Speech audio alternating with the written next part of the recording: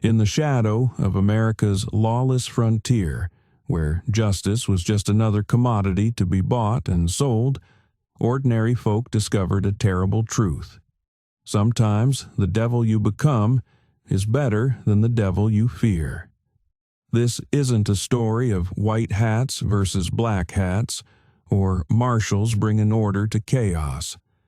This is the raw, bleeding truth of how desperate people crossed lines that can never be uncrossed. When Sarah Hawkins watched her husband's killers walk free from a corrupt courthouse, she learned what every frontier child already knew.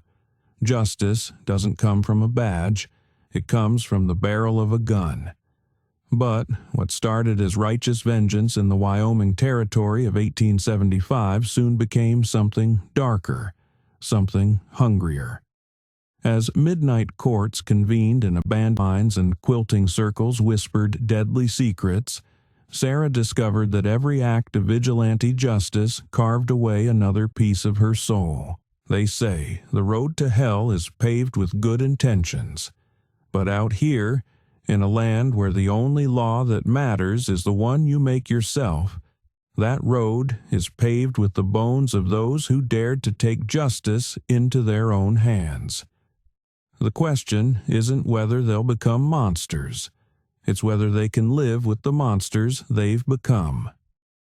Welcome to the untold story of frontier justice, where ordinary people discovered that keeping civilization alive sometimes means killing a piece of your own humanity. And once you cross that line, there's no coming back. The harsh Wyoming wind carried the stench of death across Miller's Field that morning, whispering through the wheat stalks where Thomas lay broken and bloody. Sarah Hawkins stood at her schoolhouse window, watching as Sheriff Wade and his deputies performed their familiar dance of willful ignorance. 5 murders in 3 months, and still they claimed there wasn't enough evidence. Her fingers traced the gold band on her left hand, a habit she'd developed since John's murder last winter, as rage and helplessness fought for dominance in her chest. Inside the schoolroom, her students whispered among themselves, their young faces already bearing the weight of understanding that justice was just another luxury their families couldn't afford. Little Jimmy Chen wouldn't be coming to class today or any day after. His father's death marked the 5th farmer killed by the cattle baron's men, each murder more brazen than the last. Sarah's hands trembled. Men, each murder more brazen than the last. Sarah's hands trembled as she dismissed her class early, her mind racing with memories of John's last morning, his smile, his kiss, the promise to return for supper. He never did. The same sheriff who now stood over Thomas Chen's body had handed her the same worthless words. Insufficient evidence, Mrs. Hawkins. These things happen in frontier country. That evening, as darkness crept across the prairie, Sarah found herself drawn to the back room of Henderson's General Store. The usual crowd was there. Marcus Henderson himself, his scarred hands clutching a cup of bitter coffee. Eleanor Chen, her eyes hollow but burning with something darker than grief. William Porter, the undertaker who'd buried too many friends, and survived his accident, but lost the use of his legs. 5 bodies, Marcus growled, his voice barely above a whisper. 5 of our own, while Wade and his men count their blood money.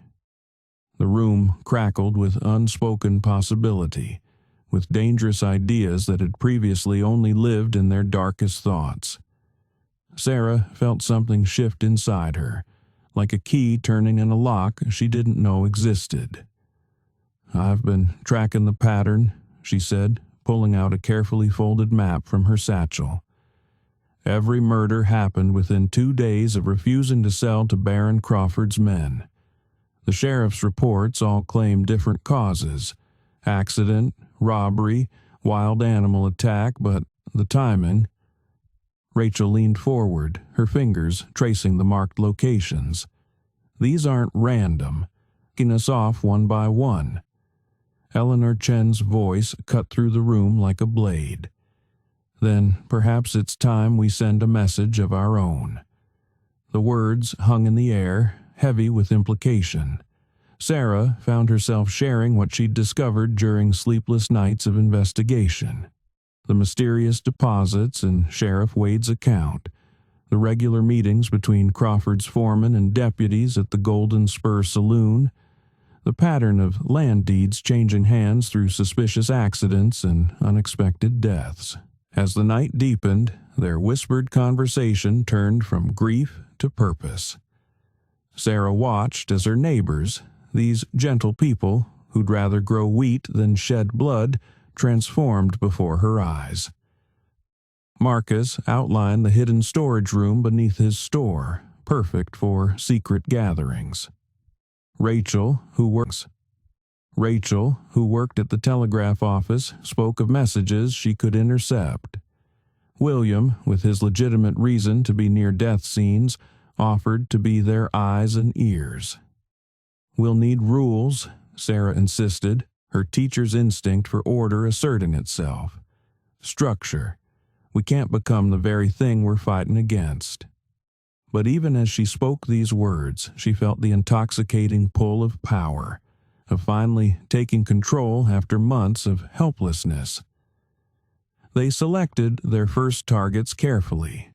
Not the Baron himself, not yet, but his network of corrupt officials and enforcers. Sarah found herself designated as their record keeper, her schoolteacher's ledger becoming a catalog of justice and vengeance. As they left Henderson's store that night, slipping away one by one to avoid suspicion, Sarah felt a strange mix of terror and exhilaration.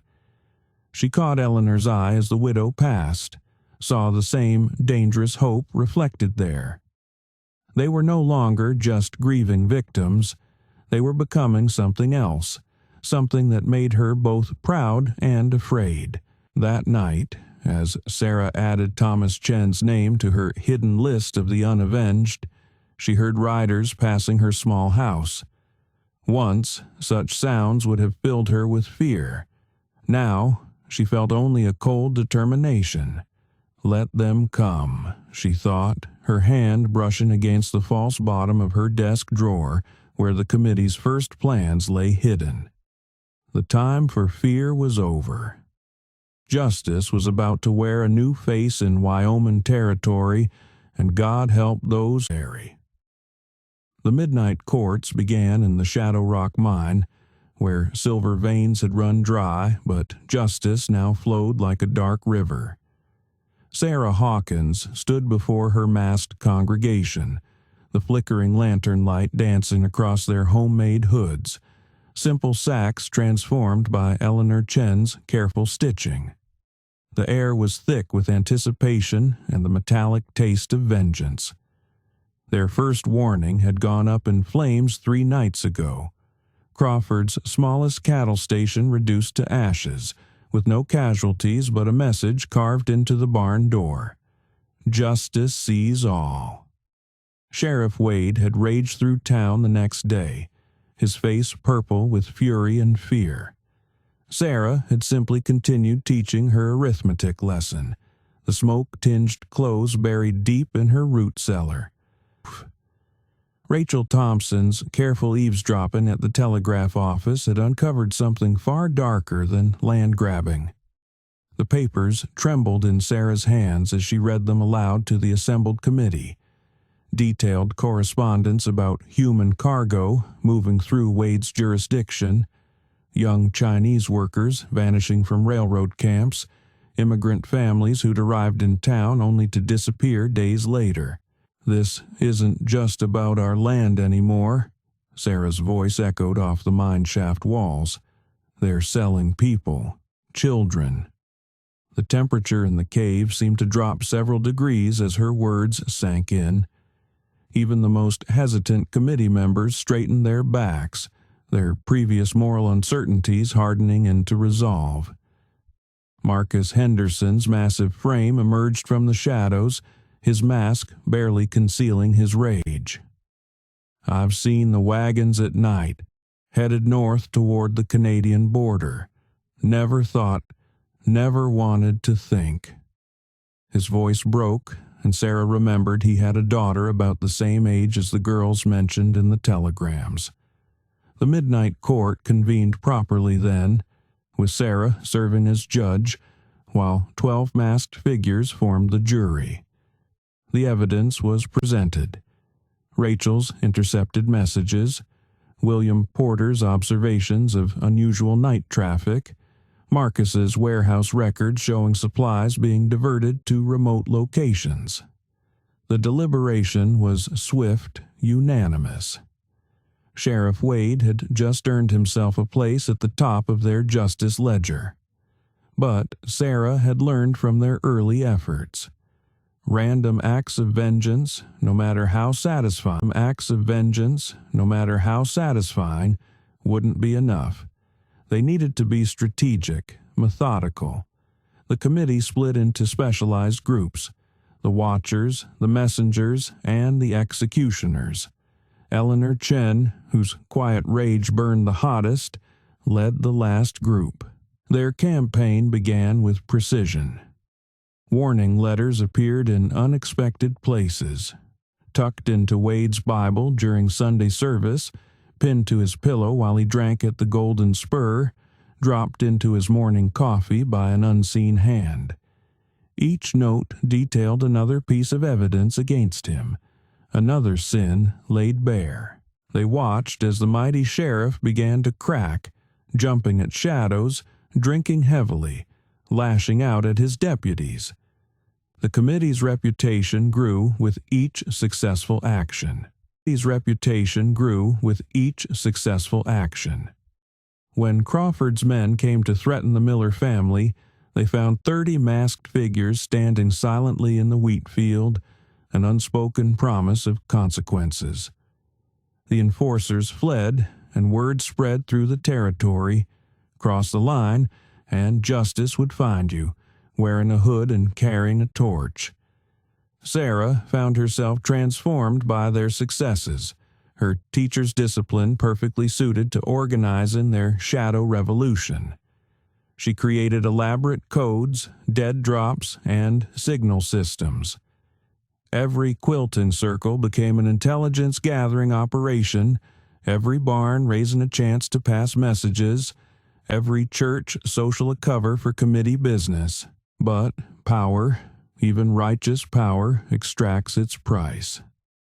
Sarah opened her eyes when she described their latest acts of retribution, in Marcus's trembling hands after nights of enforcement, in her own reflection as she washed blood from her skirts. They were changing, becoming something that both thrilled and terrified her. The turning point came when they finally cornered Wade, drunk and terrified, in the same alley where John Hawkins had been murdered. Sarah watched from behind her mask as the sheriff blubbered confessions, naming names, revealing the entire network of corruption and human trafficking. Her hand tightened around the pistol in her pocket. It would be so easy, so justified. Instead, she gave the signal. The committee emerged from the shadows silent and deadly as mountain lions. Wade's eyes widened as he realized how many there were, how deeply their influence ran. They didn't kill him. Instead, they gave him a choice: face public exposure and a legitimate trial for his crimes, or disappear into the night, never to return. Wade chose to run, but his confessions gave them everything they needed. Sarah stood in the mine shaft later that night, adding new names to their ledger, mapping out the next phase of their mission. The committee was no longer just about protecting their town. They were dismantling an empire of corruption, piece by bloody piece. As she wrote by lantern light, Sarah heard her mother's old warning: "Be careful hunting monsters, lest you become one." Looking at her reflection in the polished silver walls, She wondered if it was already too late.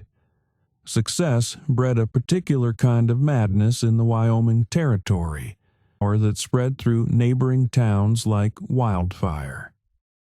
Sarah Hawkins watched her network expand with equal parts pride and trepidation as the shadow court system she'd created began to take on a life of its own.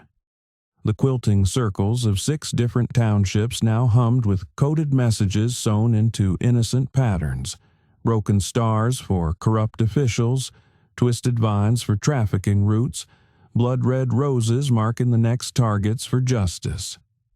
Jake Morrison, a traveling salesman with a sharp mind and sharper eyes, had become their most valuable informant. His wagon of dry goods and sundries carried more than just fabric and tools. It carried whispered confessions, marked maps, and lists of names that found their way into Sarah's ever-growing ledger. "The rot runs deeper than we thought," he'd told their last clandestine meeting behind Henderson's store. "Every county, every marshal's office, they're all connected." But it was the change in her son, Michael, that truly began to haunt her nights. She caught him one evening, barely 12 years old, practicing with John's old revolver in the barn. The cold precision in his young eyes sent a chill down her spine. "Someone has to protect us, Ma," he'd said, his voice carrying an edge she'd never heard before. "Like your friends in the masks." The committee's methods had grown more sophisticated with each successful operation. Eleanor Chen had developed a system of silent signals used during their raids, while Marcus's network of farmers could mobilize 30 masked riders within an hour. They'd become legends in their own right, stories of the hooded stories of the hooded justice bringers spreading as far as Cheyenne, making corrupt men look over their shoulders and honest folk stand a little taller. Sarah found herself teaching 2 kinds of lessons now: sums and letters by day, surveillance and sabotage by night. Her students' parents would come to her with information, offering themselves to the cause. The midnight courts in the silver mine had become a beacon for those seeking justice beyond the reach of corrupted law. During one particularly tense meeting, Rachel Thompson revealed that their influence had attracted attention from as far as Denver. "The territorial governor's office is watching," she whispered, her fingers nervously tracing the quilting patterns that had become their secret language. "They're calling us the Shadow Congress." But with expansion came risks. Sarah noticed the subtle changes in her closest allies, the growing bloodlust in Eleanor's suggestions, the way Marcus seemed to relish their power rather than view it as a necessary evil. Even William Porter, their gentle undertaker, had started speaking of preventative justice. The turning point came during a raid on a suspected trafficking waypoint. Sarah watched in horror as some of their newer recruits, drunk on righteous fury, nearly beat a suspect to death. She'd had to step in, her teacher's voice cutting through the violence. "We are not them. We are not them." But she saw the same intoxicating rage in their eyes that she sometimes glimpsed in her own mirror. That night, as she added new names to their network in her hidden ledger, Michael crept into her study. "I followed you. I want to hurt the bad men like they hurt Pa." Sarah felt her world tilt on its axis. She looked at her son, John's eyes, John's determined jaw, and saw the price of their justice reflected in his innocence lost. She pulled him close, smelling the hay in his hair, feeling his heart beat against her chest. "Sometimes," she whispered, "fighting monsters means becoming something scary ourselves, but we must never forget why we started fighting in the first place." The next morning, she gathered her core group in the mine shaft. They had to establish stricter controls, better screening for new members, clearer lines they wouldn't cross. But as she looked at their masked faces in the lantern light, she wondered if they'd already crossed too many lines to find their way back. Jake Morrison arrived Jake Morrison arrived that evening with fresh intelligence. A major operation was moving through the territory, bigger than anything they'd tackled before. Sarah felt the familiar surge of righteous purpose, but now it was tempered with fear. Not fear of their enemies, but fear of what they were becoming, of what she was teaching her son, of the fine line between justice and vengeance. As she drafted their battle plans, Sarah added a new pattern to their quilting code. A broken compass meant to remind them all that even the most righteous path could lead to darkness if you weren't careful about where you stepped. The Pinkerton agents arrived like shadows at sunset, their presence spreading through town like a poison. Sarah recognized them instantly, not by their badges or uniforms, but by the calculated emptiness in their eyes. They moved through the streets with mechanical precision, asking questions that seemed innocent but cut like knives. Her carefully constructed world of secret justice began to crack at the seams. The first disappearance hit them like a thunderbolt. Marcus Henderson's daughter found his store locked at dawn, his bedroom window shattered and blood on the sheets. Next was Rachel Thompson, vanishing between the telegraph office and her home. No bodies, no warnings, just the haunting silence of carefully orchestrated removals. Sarah's hands shook as she burned the quilting patterns that had served as their code, watching years of careful planning turn to ash in her fireplace. But it was the letter that arrived that morning that truly froze her blood. Her brother James's handwriting, revealing a betrayal that cut deeper than any Pinkerton blade. "Dearest sister," his words burned into her mind. "I know about the midnight courts. I know about the masked riders. The Pinkertons know too. End this now, or I can't protect you anymore." The letter crumbled in her trembling fingers as memories of shared childhood secrets and unwavering loyalty shattered like glass. The national papers had caught wind of their story, painting them alternatively as folk heroes or dangerous anarchists. The New York Tribune called them frontier vigilantes, justice or terror in Wyoming territory, while the Chicago Daily branded them masked menace to civil order. Sarah watched as their cause was twisted and transformed, becoming political fodder for distant debates. Eleanor Chen appeared at her door that night, her face ghost white. "They took William," she whispered. "The undertakers become the disappeared." The irony would have been amusing if it hadn't been so terrifying. Their network was being dismantled piece by piece, and Sarah knew the strings led back to her own blood. She tracked James to the Golden Spur Saloon, watching through the window as he met with a sharp-dressed Pinkerton agent. Her brother's face was haggard, haunted, the face of a man caught between loyalty and law.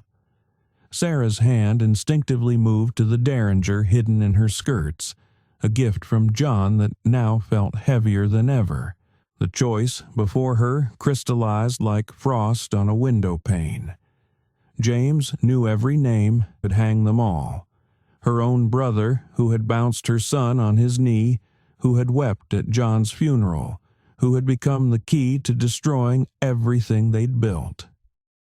Sarah followed him that night, her footsteps silent on the dusty street. She watched him enter his small house on the edge of town, saw the lamplight flicker behind his curtains. The weight of the derringer seemed to pull her toward his door with the inevitability of gravity. But as she raised her hand to knock, a different memory surfaced. James teaching her to ride, wiping her tears after their mother's death, standing proud at her wedding. The same blood that had driven her to seek justice now stayed her hand from delivering it. Instead, she left a single quilting square on his doorstep, a pattern they'd invented as children, their secret their secret symbol for unconditional love and forgiveness. Beneath it, a note. Choose your side, brother, but remember who taught you the difference between right and wrong. As she walked away into the darkness, Sarah felt the noose tightening around their operation. The Pinkertons were closing in, her own brother stood at a crossroads, and somewhere in the night, her friends were either dead or wishing they were. The time had come to decide whether their cause was worth the price of becoming the very monsters they'd sworn to fight. The shadow justice they'd dealt would soon have its reckoning, and Sarah knew that when it came, blood would prove thicker than both water and law, but which blood would prevail remained to be seen. The midnight raid on Crawford's main ranch was supposed to be their masterpiece, their grand finale that would expose everything. Instead, it became their darkest hour.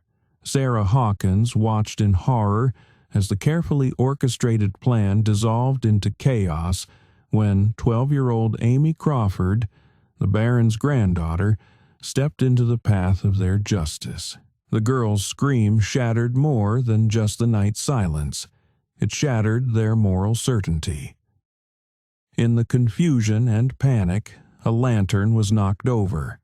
As flames engulfed the barn, Sarah saw the reflection of what they'd become in Amy's terrified eyes.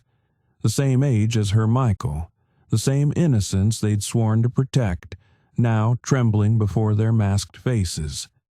Eleanor Chen's voice cut through the chaos.